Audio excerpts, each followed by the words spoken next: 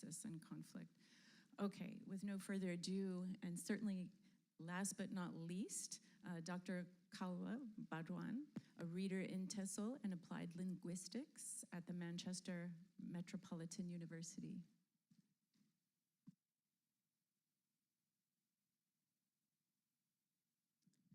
Thank you very much, Erin. Thank you to my fellow panelists. Thank you, everybody who is here listening today as we are talking about the impossible work, the hard work, the daunting work, but the work that is very much needed.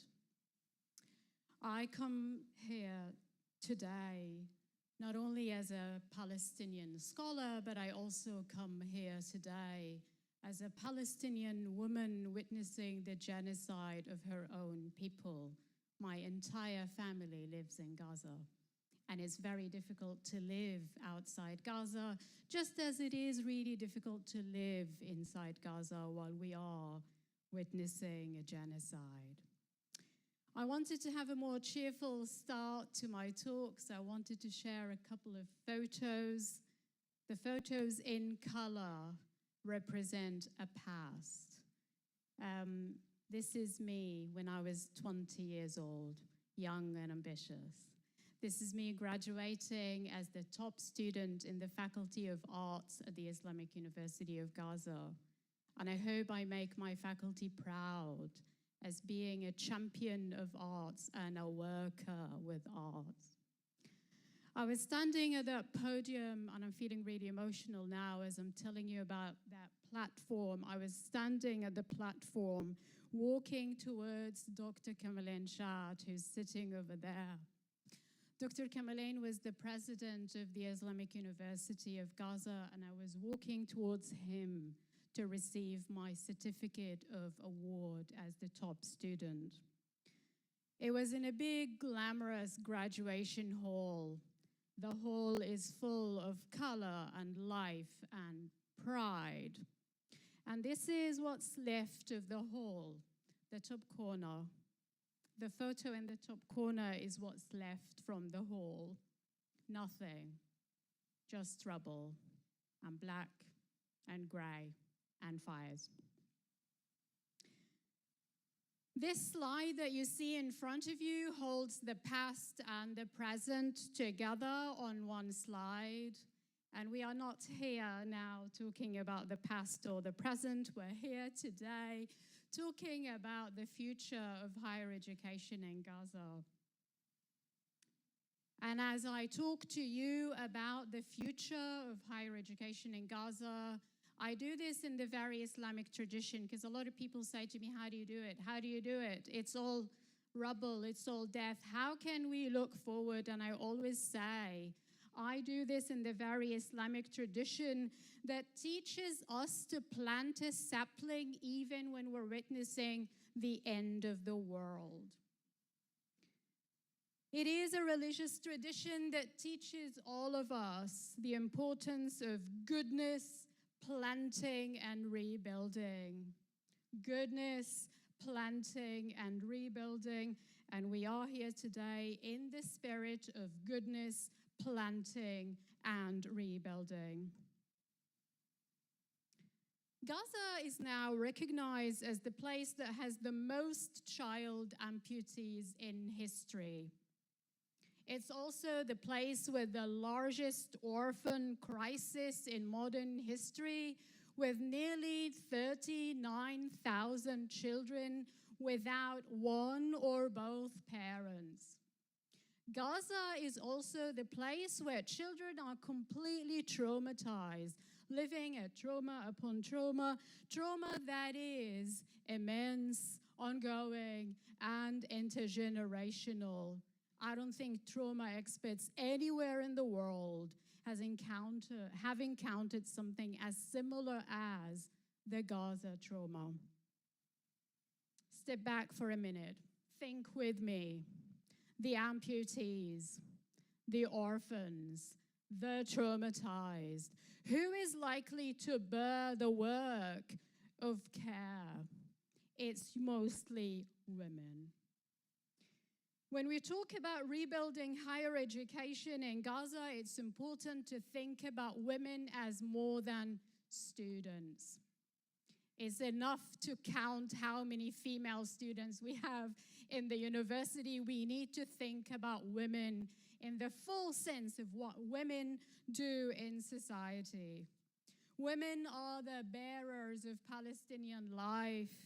They're also the crafters, the makers of Palestinian culture. But our bearers and crafters are alone.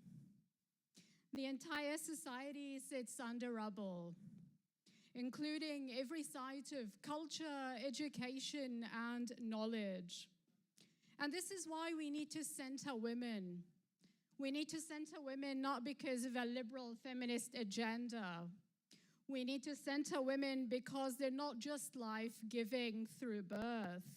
They're community holders, they're life makers, and they're often in charge of the hard work, the invisible work. The work inside the tent, the work besides a half-standing wall, the work in front of the fire, the work with clothes that need mending and children and elderly that need care. And on top of all of that, the teachers, their educators, their nurses, they have amazing professional careers that are added on top of all of the domestic, invisible societal work. But what do we mean by centering women? What do we mean when we talk about women empowerment? I'm going to share with you three main principles today. And as we're living in quicksand and everything is quickly changing around us, we need principles that give us a sense of anchoring to hold us in space where nothing else can hold. So what are the principles? Principle number one. We cannot empower women without focusing on enhancing gender dynamics in society at large. We need to change the language in which we talk about women empowerment. This is a people under genocide. Men and women and children are equally affected by the genocide. Both men and women need empowerment in different ways. Palestinian men are completely dehumanized. And I am myself guilty of that. In my poetry, I often talk about women and children. When I talk about civilians and citizens, I often talk about women and children. And I need to correct myself constantly, and I need to constantly tell myself, our men are dehumanized. The women empowerment work cannot be separated from empowering all actors in society. Dr. Wahiba said, I don't fit this panel because I'm talking about children. Actually, no, children are often put on the side. They're positioned at the margins of society. And in a society under attack, whenever we talk about rebuilding higher education, we need to center children, men, and women. Everyone is under a genocidal attack. As a Palestinian woman who grew up in Gaza, I was constantly told that our men are killable, and we need to prepare ourselves to the eventuality that we need to support ourselves on our own, that it is our duty to sustain ourselves and our families. We grew up with that. We grew up being told, your men are killable, you need to be the independent person. We live now to see that actually everyone is killable. It's not just our Palestinian men. Everyone is killable, and guess what? There is no protection, and guess what? The highest of degrees cannot save you. So our language around education and empowerment under a massive genocidal attack doesn't hold. We need a new language. So what's the role of universities in this? You might be wondering, right? We're talking about universities and now you're talking about society. Well, wait for it. Universities are usually sites of world making. You make a world through university education. We are who we are individually in this room as a result of our university education. Universities are sites of world making. Universities in Gaza are going to be sites of life-giving and cultural reproduction, and those universities cannot do it alone. Gaza universities need to be supported to do the urgent language, arts, and cultural work that celebrates life, work that centers solidarity, work that restores faith in humanity against this massive moral injury that we're all living, not just inside Gaza, but also outside Gaza. Universities need to work with communities locally and with companions globally to honor Palestinians' fund of knowledge, to reproduce Palestinian culture in stories, co-produced with children, in educational tools co-developed with Palestinian men and women as writers, as graphic designers, translators, and poets. We need to do this for epistemic preservation, to preserve life in Gaza, and to preserve the cultural particularities of Gaza. Mahmoud Darwish tells us back in the 1973, he tells us in his letter, Silence for Gaza, he says, values in Gaza are different, and then he goes on to say, Gaza doesn't compel you to cool contemplation, but rather to explosion and collision with reality. 1973. What would Mahmoud Darwish say about Gaza today? I'm going to share with you now photos on the screen which will look completely isolated from Gaza, but I've got a point to make. The points on the screen are from previous work that I co-produced with local communities and migrant children in Manchester. This is a completely different vision for research. It's not about going to the field, extracting data from the field, and publishing data on articles. No, that's a different model. For working with communities in the field, honoring their voices. So what you see in front of you here is a manifesto produced by children, their own words, their own designs, and these words and designs were shared in a big museum display in Manchester, were shared on big bus billboards across the cities of Manchester and Liverpool. The methodological tools that are used were transformed into educational tools and lesson plans. The things that the children told me about their imagining of the world were transformed into a story by children for children. Why am I sharing you all these examples from fancy Manchester? I'm sharing you these examples because all of that work was possible because universities have a really important work to do as we're collaborating with public spaces. Universities are not closed lecture halls where knowledge flows from one direction and people go home. The second principle is we need to expand our understanding of what this thing we call women empowerment might mean. And I'm going to be really honest here. Palestinian women in Gaza have historically engaged with empowerment projects with varying degrees of skepticism. This is mainly because most empowerment initiatives were framed around traditional Western liberal normative practices of feminism, which doesn't work for every woman. We need to change the way we talk about women empowerment. outside the Western normative gender repertoire. And this is not by choice. No international framing of feminism can capture the sexual violence and the attacks of women's reproductive rights committed by Israel in Gaza. No international framing can capture that. No theories of women empowerment can respond to a report on Israel's genocidal attacks entitled "More Than a Human Can Bear." More than a human can bear. No international framing of women's rights can explain the use of tent scraps as period products, or the experience of giving birth in a tent because there are no more hospitals left, or having to undergo a C-section because there is no anesthesia. What's the role of universities in this? We live in a post-feminism era. I'm sorry to the feminists in the room.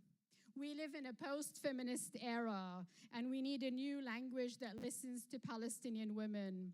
And as an applied linguist, it's important for me to center the role of language. We need language that honors the non-liberal, the non-secular, the non-professional, the non-articulate, the non-coherent, the non-languaged. We need a language that lives with mess, because we live. And I'm not going to spend time on the third principle because I think we've already established it over the past day and a half. Depoliticized empowerment is harmful, and it is indeed a recipe for genocide washing and cultural erasure. We need to name the world as it is. This is a genocide.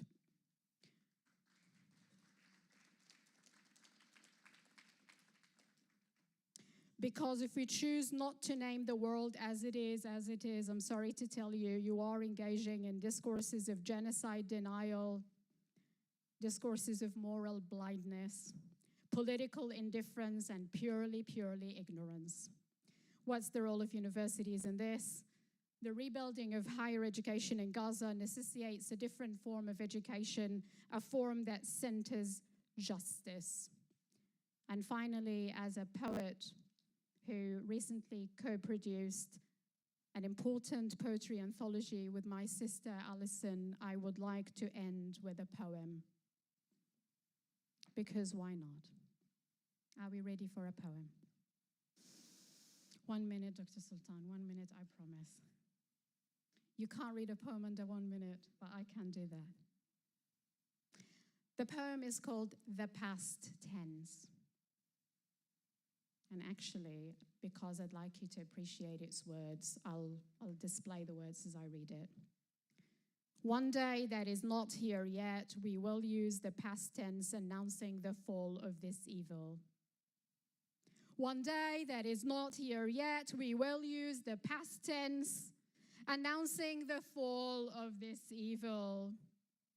We shall teach our children how humanity survived, how our memory, history, language, order, and hope had miraculously made it through all the traveling bombs. And we shall hold them dear and hold them tight. One day, the past tense of the very far future that speaks of this very present shall become victorious. Until we write in the past tense, we sit in the present, struggling together in compassion against this forced amnesia. We struggled together. We struggled together. Some of us shall say with the heaviest use and the hardest use of the past tense. Thank you very much.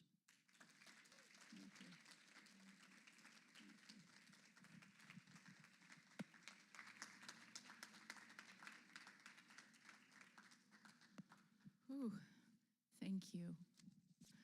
I'm reminded of the power of poetry and think I need to return to reading it much more often. Thank you. So many incredible points you raised.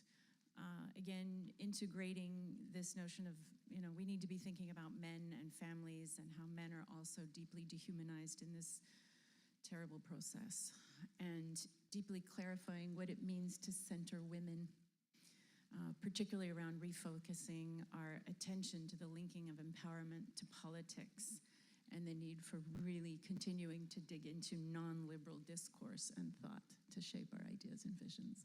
So thank you. So we are in good shape.